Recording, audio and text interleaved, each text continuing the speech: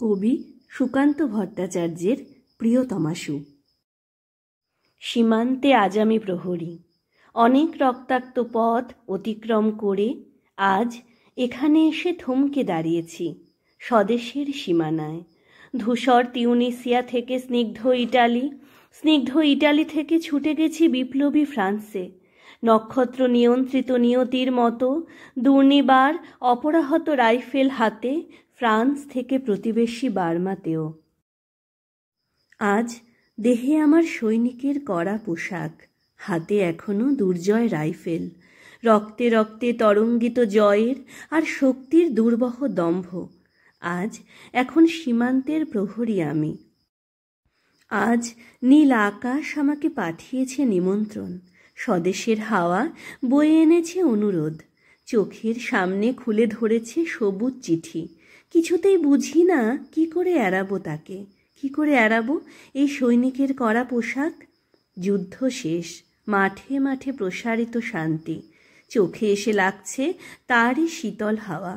প্রতি মুহূর্তে স্লথ হয়ে আসে হাতের রাইফেল, গা থেকে খসে পড়তে চায় এই কড়া পোশাক। রাত্রে চাঁদ ওঠে, আমার চোখে ঘুম নেই।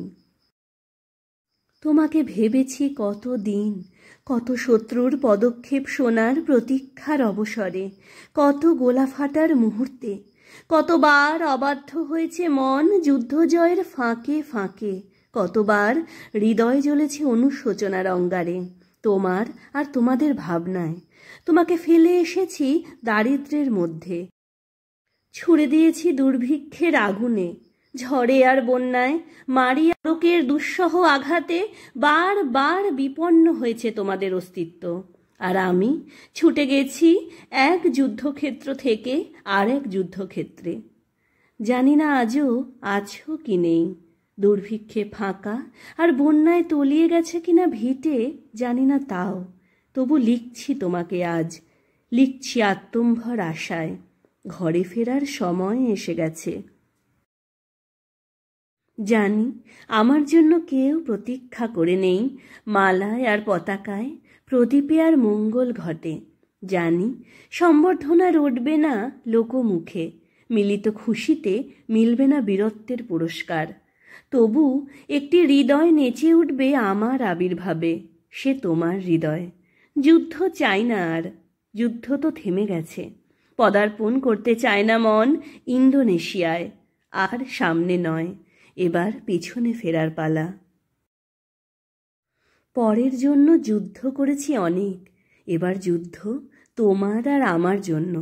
প্রশ্ন করো যদি এত যুদ্ধ করে পেলাম কি, উত্তর তার তিউনিসিয়ায় পেয়েছি জয়, ইতালিতে জনগণের বন্ধুত্ব, ফ্রান্সে পেয়েছি মুক্তির মন্ত্র, আর নিষ্কণ্টক বার্মায় পেলাম ঘরে ফেরার তাগাদা।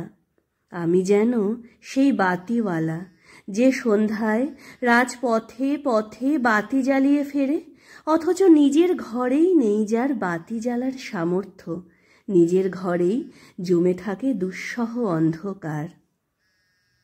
নমস্কার।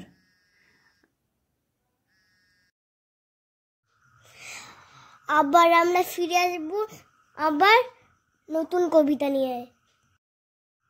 আমাদের ভিডিওটা লাইক করে আমাদের চ্যানেলটা সাবস্ক্রাইব করে দাও। দেখা হবে পরবর্তী ভিডিওতে।